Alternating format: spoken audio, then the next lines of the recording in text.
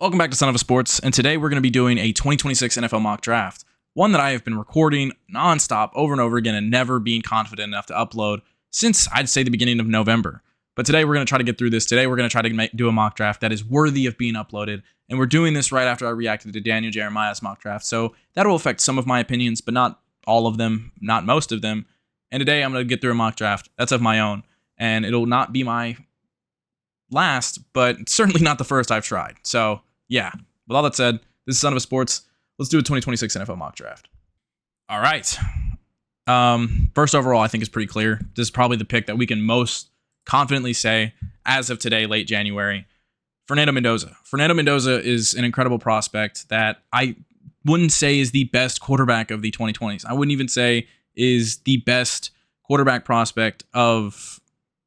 It's really complicated because I do really like him as a prospect. I think he can be a good NFL quarterback with the right tools, but I wouldn't say he's a Caleb Williams or Trevor Lawrence who are near generational, or a Joe Burrow who is coming off one of the best college football seasons of all time. I'd still say it's a Cam Ward, where he's far and away the best quarterback prospect in this draft class. I'd take him with a first round pick, no questions asked.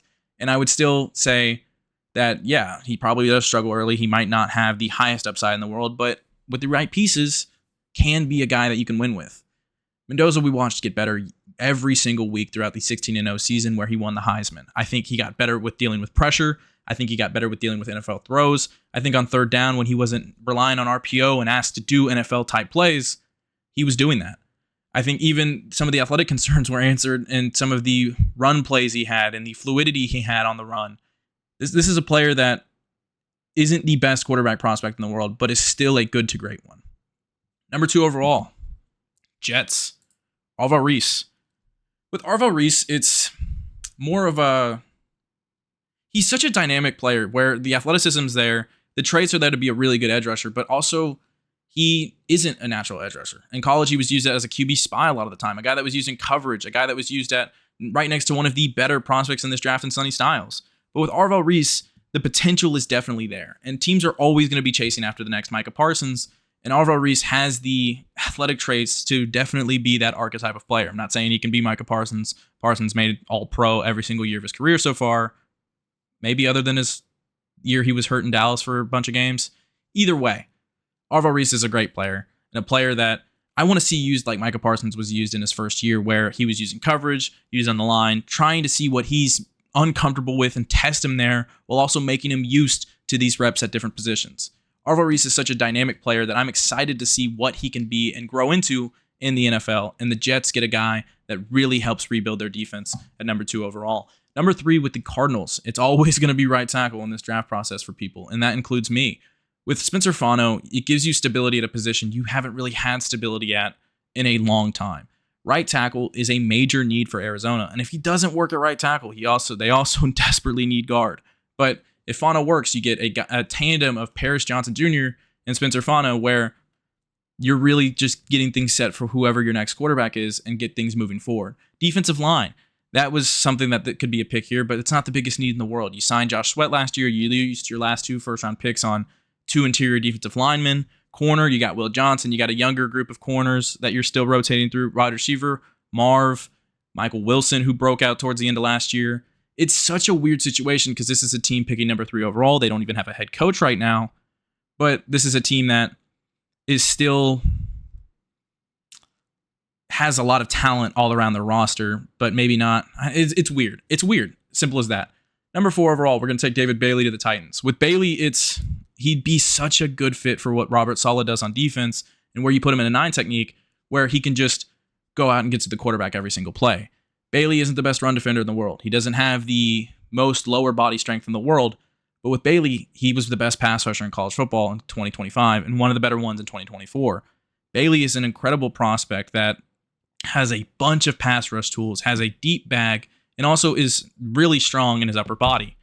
I know that he struggles against tackles that have a lower anchor, a better anchor, and I think putting him in a 9 technique like a solid defense gets the best of what you're getting. He's one of the better prospects in this draft class, and although he's my edge rusher 3, I think he's a better fit for what the Titans are doing compared to a guy that we'll talk about in a minute, in Ruben Bain. Giants at 5. I understand Daniel Jeremiah took a corner here, but I can't do that. I really can't. There's not a corner that I feel like is worth taking at 5 for the Giants. And you get Carnell Tate in a class that's also really deep at corner, especially boundary corner. I think you get a wide receiver right away that gives you some security there. Look, Malik Neighbors tore his ACL last year. Wan'Dale Robinson is a looming free agent. And even if both of those guys come back and are ready to go week 1, you can't guarantee it. And I think with Carnell Tate, you get some security there while also getting a guy that really does blend well with those two. Tate lines up in the outside, has great contested catch ability, great hands, one of the better hands you'll see in a prospect in recent drafts. I think if Wan'Dale leaves, you get a guy that you put next to Malik Neighbors that's going to give you the opportunity to have a major explosive offense while losing a guy that just had 1,000 yards in a season. If Wan'Dale stays, you have a solidified wide receiver core that gives Jackson Dart the best chance to eventually give you the best chance to win. Browns at 6. We are going to go with Francis Mauigoa today. I think Cleveland has to rebuild their offensive line. I know they also need to rebuild their wide receiver core, but their offensive line is older. It's been banged up over the last few years, and it has majorly declined over the last few years. Jack Conklin is older. I think he's a looming free agent, and even more so, he hasn't played at the level that you want from him over the last few years. With Mauigoa, he's been one of the better offensive tackles in all of college football over the last 2 years, and probably was the best one in college football in 2025. There are concerns he has to get moved to guard. Cleveland does also have a need at guard, but I think with him at tackle, that's a great first step for you rebuilding your offensive line. I know Daniel Jeremiah took a pass rusher. I can't do that with Cleveland. They need to rebuild their offense, and wide receiver is certainly an option. Mekhi Lemon, if you really believe that he can be taken in the top 10, even with size concerns, I think I'm very high on him and would do that, but we're not going to do that here. And Jordan Tyson, who has medical concerns. Number 7, Ruben Bain. Ruben Bain is a special talent, and Washington's defense just needs talent right now. I understand the arm length is a concern. I really, really, really do. But with Bain, it's more about what he can be, what he offers, and everything else outside of that arm length. He's explosive. He has incredible hands. He's incredibly strong, and he just has all the tools to be a good edge rusher in terms of everything but arm length. I understand that is a concern, but if you want to move him to 3 tech, they probably have a need there as well. I think keeping him in the 3 to 5 tech range allows him to get the best of what he has, and I really just think Washington needs talent, and Ruben Bain's a special one. Going back to back in Miami is also not something I really intentionally planned, but it's something that works for both teams. Number 8, Saints. I understand the Jeremiah Love pick. I'm not going to do that today. I think, I'm going to go with Jordan Tyson. I understand the medical concerns are there, and I understand that the Belindikoff winner is not one of the first 2 receivers taken, even with Daniel Jeremiah making him the first receiver taken in his mock draft. I think Jordan Tyson's a really good player, and a guy that has a certain it factor that you can't ignore in this draft process if the medical concerns are answered. If the medical red flags are dealt with, I still believe he is a top 10 prospect in this draft class if those are dealt with. I understand that those medical concerns are certainly there, and they will continue to be there until he's tested and everything works out. But let's ignore that for a second. Chris Olave is a free agent in a year. He's currently dealing with blood clots. He's had some injury issues over the last few years, and he was a trade candidate at the trade deadline. I know he finished the year, and that probably makes things better between him and the Saints, and he finished the year really strong with Tyler Shuck. But let's continue to add to the Saints offense that needs more wide receivers. They desperately need to add offensive talent around Tyler Shuck, who really, really played well to end the year. I understand that there's probably other positions here that they could take as well. I understand Jeremiah Love is a popular pick, but I know Saints fans hate that pick right now. So we take Jordan Tyson, and I understand the medical concerns, but we're going to ignore those today and take him for the player he is outside of that. And he is an outstanding player. Number 9 to the Chiefs. I already took the pick. Sorry, had to deal with something real quick. Jeremiah Love. Look, I understand Chiefs fans. This is a boring pick for you, and you have a struggling roster. My whole video about the Chiefs roster details how much they've struggled, really, in drafting over the last few years. How devoid they are in talent in certain areas. Their defensive line, their wide receiver core doesn't really have a number 1. Their DB core could add another piece. But look, I think there's certainly a change that's coming to Kansas City in the next few weeks to months that is going to change things up a little bit. I don't. There's a prediction I have that I don't want to publicly say on the channel that I think is coming, that I could look stupid if it doesn't happen. But look, Jeremiah Love gives you the best running back you'll have in the Patrick Mahomes era, and it gives you a running back that would start on almost half the other league's rosters for the first time since 2018, halfway through Mahomes' first year starting. Jeremiah Love is a very good prospect, one that really, really would ease Patrick Mahomes and gives the Chiefs something different on offense. Andy Reid, his offense is very simple, and his offense is very predictable, especially because they pass all the time. They can't trust the running backs. And Kareem Hunt, who was out of the league to start 2024 before the Chiefs brought him back, and then has been probably the worst starter in the league for all of 2025. Him and Pacheco are not a good running back core, and Jeremiah Love makes it a good running back core. Bengals at 10. You know what, Bengals fans? Let's argue about Caleb Downs. I know Bengals fans were pissed that Daniel Jeremiah took Jermon McCoy. I understand that there are some mock drafts that are doing corner recently. I understand that Peter Woods is an option here.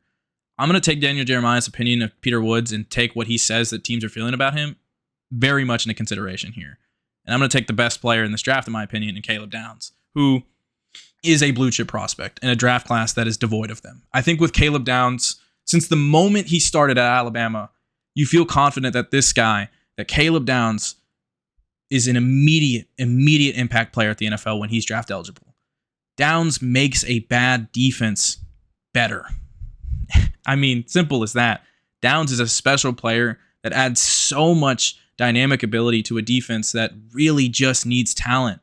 Simple as that. This defense has been lacking the last few years, and I understand that or something to point out, not I understand, the Bengals defense looked better in that last half of the year enough that they weren't one of the worst ranked defenses of all time, which they were on pace for, but that doesn't change anything. You need to get a special talent here, and Caleb Downs is certainly that.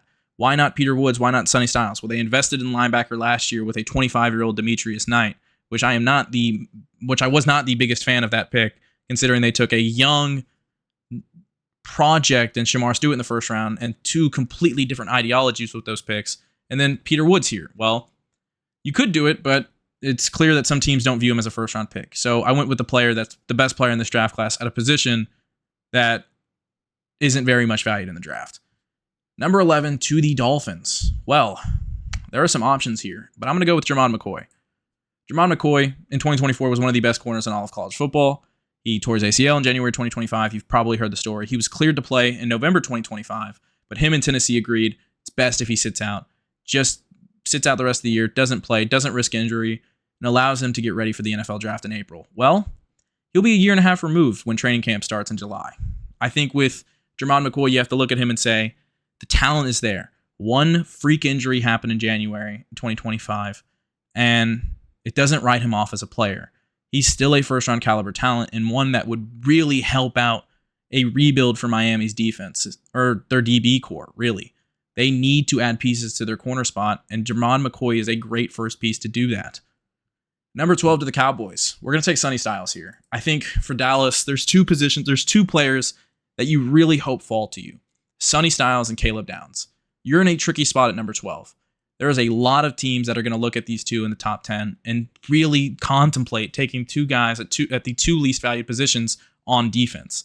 And Dallas could really benefit from getting one of these two guys. Sonny Styles is such a baller, man. For some people, he's the best player in this draft class. And I think that's certainly in the argument, considering the fact that Sonny Styles is just so gifted. I think I understand that some people really haven't seen the wow factor for a linebacker, and that's understandable. But he's great in coverage. He's great. He has great instincts in the run game. Dallas is just so bad at linebacker. As a Cowboys fan, they have been deteriorating there for a while. They're bad at safety too, but Downs isn't on the board. 13 to the Rams. We're going to take... Hold on. Wait for it. We're going to take Mekhi Lemon. I think with Mekhi Lemon, the Biletnikoff winner, not just because he's from USC, but Big Game Bangle pointed this out, where the Rams aren't secure in their wide receiver core of the future. I understand they need some corners, but this draft class is deeper at corner than most people realize. I think it's a reason why Dallas can feel confident about not taking one at 12, even though they probably need a boundary corner almost more than anyone else in this draft. Same reason for the Dolphins can feel confident in maybe not taking one at 11 because they can get one later. The Rams, some teams up top. Either way. Mekhi Lemon was the best receiver in college football in 2025.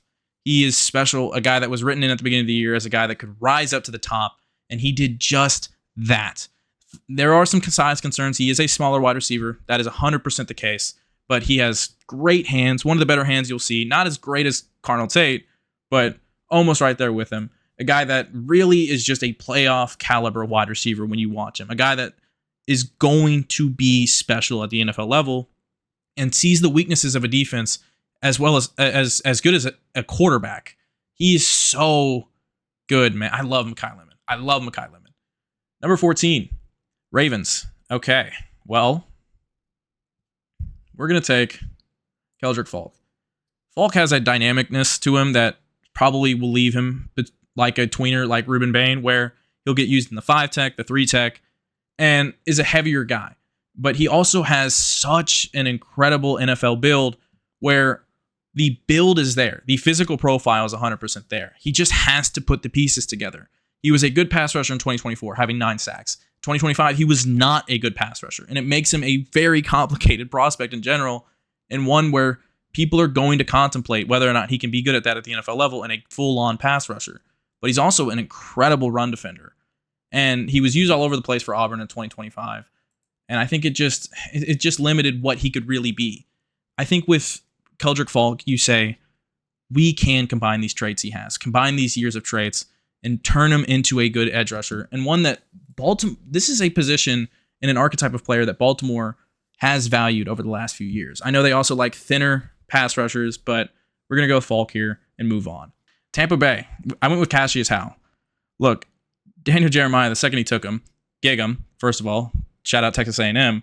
When he took him, it told me something, that teams are valuing him right now, that teams are looking at him and saying, yeah, well, he gets to the quarterback almost better than anyone else in college football. Yes, there are concerns about his build. He is 6'2", he weighs less than the average guy, he has shorter arm length than almost anyone else, and his run defense was not good in 2025. But what was great was his pass rush ability, something that has been consistent for his entire time in college football, and something that didn't just pop up his last year when he was thrust into the starting role on a Texas A&M defense that has a ton of talent.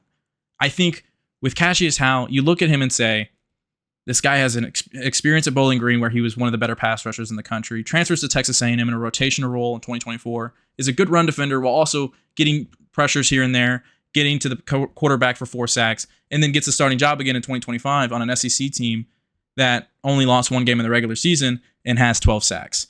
Cassius Howe is very good, and thank God Daniel Jeremiah took him, because it gives me all the confidence in the world to take my Aggie brethren at 15 to Tampa Bay, who doesn't worry about physical profiles. That's not really been something there. They love taking best player available.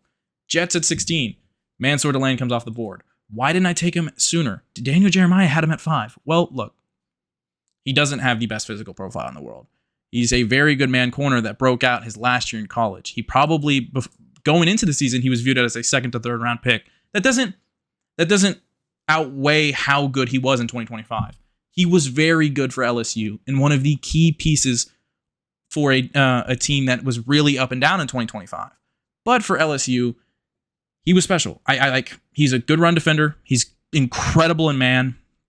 And as well, the only game he really slipped up in was against Texas A&M, against a receiver that is probably a 1st-round pick as well. Mansour Delane is a great player, and the Jets get a corner that really helps them rebuild their DB room on a defense that had no picks in 2025. Or interceptions, you know what I mean. Lions, okay. So the thing with the Lions is it's kind of a complicated situation for the fact that there's just very specific needs they have. I think interior offensive line is certainly something they could look at, but something they did deal with in 2 rookies last year. Tackle is certainly in the question because of the fact that Taylor Decker is considering retirement. I think, man, it's difficult, but I think I'm going to go with Peter Woods here. I understand. Why? Why would you take a 3-tech guy that some teams don't even consider in the 1st round? Well, Ali McNeil, really regressed in 2025. They drafted last year the kid from Ohio State to really help Tyleek. What was it? Tyleek? Can't remember his last name right now. Either way, they just need to get better here. DJ Reader is a free agent. Peter Woods adds talent to a defensive line that continues to need talent around Aiden Hutchinson. I am in a weird spot with the Lions pick because there are certain players that I like to fall here that I would take. There are players here that I could consider because of their needs and take, but I'd be reaching a lot on, like a Caleb Lomu, a Caden Proctor, TJ Parker. Vega Ioane is certainly in the question, but I think they dealt with left guard last year. It's interesting. But today we're going to take Peter Woods, move on. Avion Terrell to the Vikings at 18. Their DBs are older. They need to deal with that, especially with Isaiah Rodgers being nearly 30. I think you get a good piece in there, a guy that on tape plays with the most effort in the world, one of the more consistent pieces on Clemson's defense in 2025. And look, the conversation about Clemson is very difficult because all three prospects were highly ranked going into the season, and Clemson sold as a whole. Clemson was not good in 2025. And the argument for Peter Woods not being a first-round pick, I think, is largely based on effort concerns of how he played in 2025. But Avion Terrell does not have effort concerns. He, when you turn on the tape, puts it on every single play. He's a great run defender and gives you a ton of dynamic ability that Brian Flores could get the best of. He can play in the slot. He can play in the boundary. He is a very good player that offers you a lot of traits that Brian Flores values. Panthers at 19. Well, this is interesting because they're in the position to do best player available, but they're also in the position to, you know what? We're gonna have fun. We're gonna have fun today. Kenyon Sadiq. Look, Kenyon Sadiq is a very good player, an unknown undersized tight end, but a very willing blocker at tight end. One that gives you some vertical dynamicness to your offense. One that has very good hands. He is extremely athletic and adds to a tight end room that is not the best in the world. They Tommy Tremble, Jatavion Sanders. It's not very good. So you get Kenyon Sadiq in there and you get a very good talent that really completes your wide receiver core with Jalen Coker, Ted O'Rourke McMillan, and Kenyon Sadiq. I know Daniel Jeremiah had Jordan Tyson fall to 19, and I would do that pick as well, but Jordan Tyson went at 8 in my draft. This is mock draft 1. There are things that are going to be different. But today, I'm going to take Kenyon Sadiq at 19 and feel very good about it if I'm a Panthers fan. 20, Cowboys. Well, this is interesting. We're going to take TJ Parker here. I understand that Daniel Jeremiah didn't even have him in his first round. If you've seen the reports from the Senior Bowl, TJ Parker's doing pretty well. I think that is going to help boost up his stock a little bit. Going into 2025, he was one of the best prospects ranked in this draft class. And at one point, him and Peter Woods were 2 and 1. Peter Woods being number 1, TJ Parker being number 2. And Parker has really good traits to be a good edge rusher at the NFL level. It's just concerning because of the low effort and interesting and up and down play he had in 2025. It's a concern for sure. He was at like 2 sacks to the last game of the year. He had like 3 or 4 sacks, something like that, something around there, where he was dominated against South Carolina and helped fix his numbers. But if you combine all 3 years in this draft class, he is 3rd in pressures, even with a down year in 2025. All 3 years since 2020, three? So 2023, 2024, 2025, he would be 3rd in pressures out of this entire draft class. That still says something about the talent that's there. That still says something about his ability to get to the quarterback while also being a good run defender. He has the tools. He has the build. He has incredible arm length that teams are going to value. And Dallas gets a very good talent at 20 in a class that they needed to hit on defense on, and they walk away with a good linebacker and a good edge rusher. There is corner. That is definitely a possibility, and I would consider Colton Hood as well, which is something that Daniel Jeremiah did for Dallas at 12, but we didn't go that route today. Denzel Boston at 21 for the Steelers. I think that's just been the popular pick for months since November. Just all 3 top receivers are going to be off the board at this point. The Steelers need a wide receiver badly to surround DK Metcalf with, and whether or not Aaron Rodgers comes back next year, that doesn't matter. They need a wide receiver, and they go with the next best one on the board, and that is Denzel Boston. All right, 22 Chargers. Vega Ioane. I mean, come on, man. Zion Johnson's a free agent. Yeah, Zion Johnson's a free agent. Their interior offensive line was really bad in 2025, and they get a guy that is clearly marked in as a first-round pick because of the talent that he has and he was the most consistent guard in college football in 2025. He really was good all year long for a struggling Penn State team, and a guy that his only slip up was against the eventual national champion Indiana Hoosiers. He's good. He's a great run blocker, an even better pass blocker, and yeah, I think he really does add to a Chargers offensive line that desperately needs help in the interior. Eagles at 23. So this is an interesting spot because a lot of my preferred picks for Philadelphia are off the board. But you know what? I'm going to go reverse at the Cowboys situation. We're going to take Colton Hood here. Philly would really benefit from adding another boundary corner on the other side of Kenyon Mitchell. They allow Cooper DeJean to go back in the nickel, and they get the best of a defense that has been one of the best in the NFL over the last 2 years and continues to add young talent on. I think Kenyon Sadiq is certainly a possibility here. With Philadelphia, honestly, the previous 5 picks are all players that you can consider. 5 picks? Even 6 picks. I've really done a lot of these players for Philly in these mock drafts, where Avion Sorrell, definitely something that has been in my mind since Daniel Jeremiah did it earlier this week. Kenyon Sadiq, 100% with Dallas Goedert being a free agent. TJ Parker, I thought Howie would love to just add, a player that has had a ton of success, even with the struggling 2025. And Howie would just say, easiest player to just take here.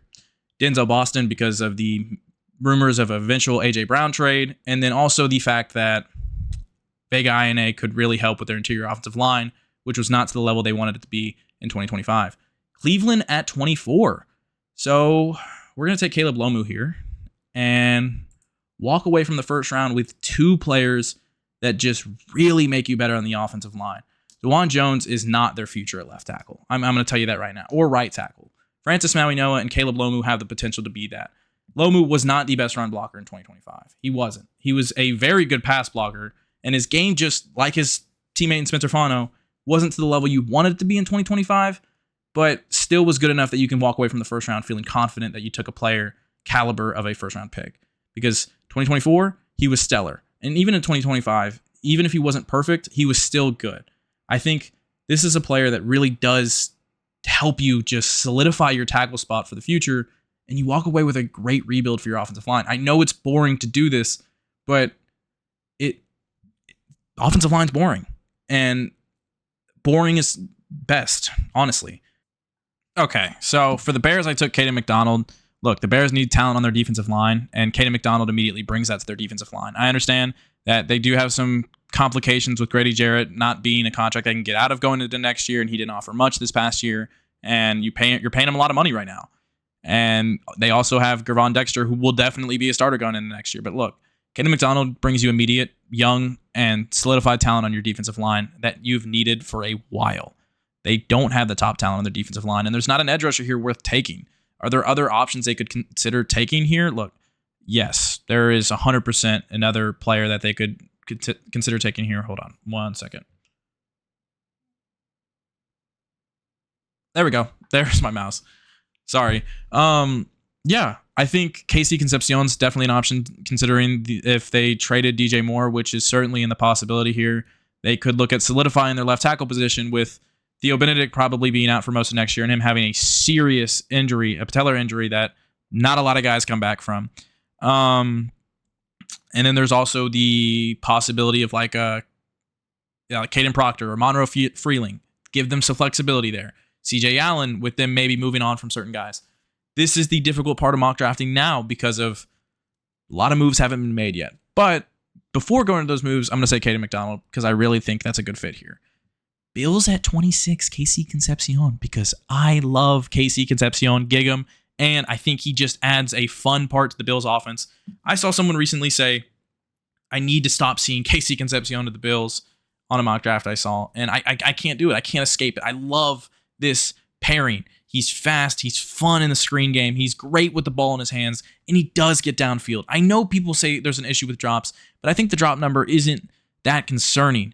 The only year where he had an issue with drops was in 2025, and even at Texas A&M, and even then, I think the number isn't that big of a deal considering the fact that he was missed on so many downfield throws. I love Marcel Reed, but KC Concepcion's open downfield so often, and there's so many times where Marcel Reed just doesn't hit him in the hands, doesn't hit him in his area. But yeah, I think this would be a fun pairing next to Josh Allen. They need wide receiver talent. He is a great talent. 49ers, Caden Proctor. I understand that Proctor, I'm not the highest on Proctor. If this was a typical tackle draft, a left tackle draft for sure, I'm probably not taking him in the first round. But with Caden Proctor, you get a guy that he is extremely athletic, let's be completely honest, and also is very much a good pairing in the zone run game that Kyle Shanahan does love calling. You can also put him in at guard, which is maybe where he goes at the NFL level, and you could develop him there and maybe eventually move him to tackle. I know that's an extremely hard thing to do. Guys, that's why you hear in the draft, guys that go from that play tackle, you move them to guard. You don't talk about guards moving back to tackle, but if you want to play him at guard for a few years because Trent Williams is going to be around just a little longer and then move him to tackle, that's certainly a possibility. If you want to move him to right tackle, your right tackle is a free agent and 30 years old. That's a possibility. Caden Proctor does fit the system well, and I think is what Kyle Shanahan likes to look at in offensive line. He doesn't like looking at it in the first round, but we do take him here, and we move on to the Texans at number 28. They could certainly reach for a guard. Emmanuel Prognon, I'm talking about you. We're going to take pass rusher Caleb Banks here, or pass rusher, as a defensive lineman, interior defensive lineman, who had a foot injury in 2025. I believe it was a foot injury. And in 2024, there were things you wanted to see more from in 2025 for him to be a solidified first-round pick, but I think the talent is there, and you add him to a defensive line with Danielle Hunter and Will Anderson, and you're older in your interior defensive line. Danielle Autry is older. You have so many pieces there that are looming free agents. You get a guy here that solidifies that, and you don't have to worry about that spot for a while. Banks is a very good player when healthy, and if health permits, he will be that player for you for a while. 29 for the Los Angeles Rams. We're going to take Brandon Seiss.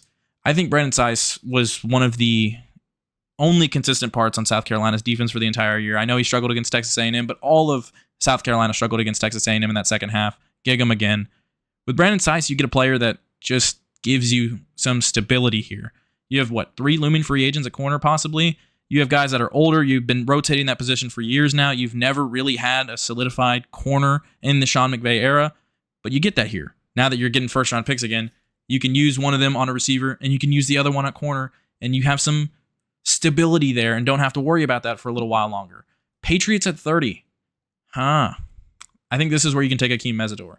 Mesidor was one of the best pass rushers in college football in 2025, and he broke out later in his college career, which does leave some concerns. He will be 25 years old when drafted. But with Mesidor, he's so explosive.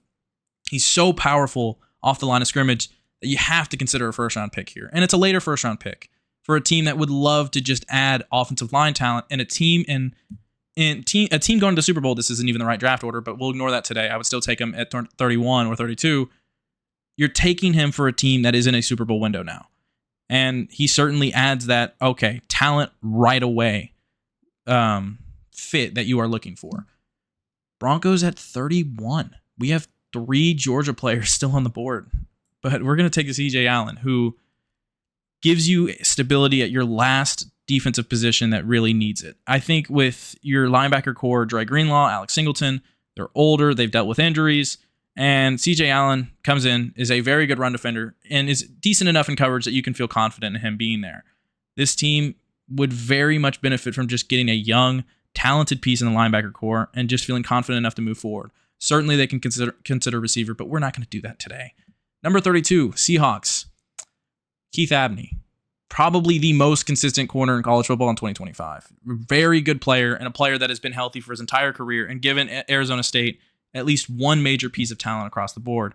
Keith Abney is a very good player, and a player I am very excited to see on a corner on a defense in 2026 in the NFL. One that has been one of the better defenses we've seen over the last decade in the Seattle Seahawks, and one that has 3 looming free agents at corner.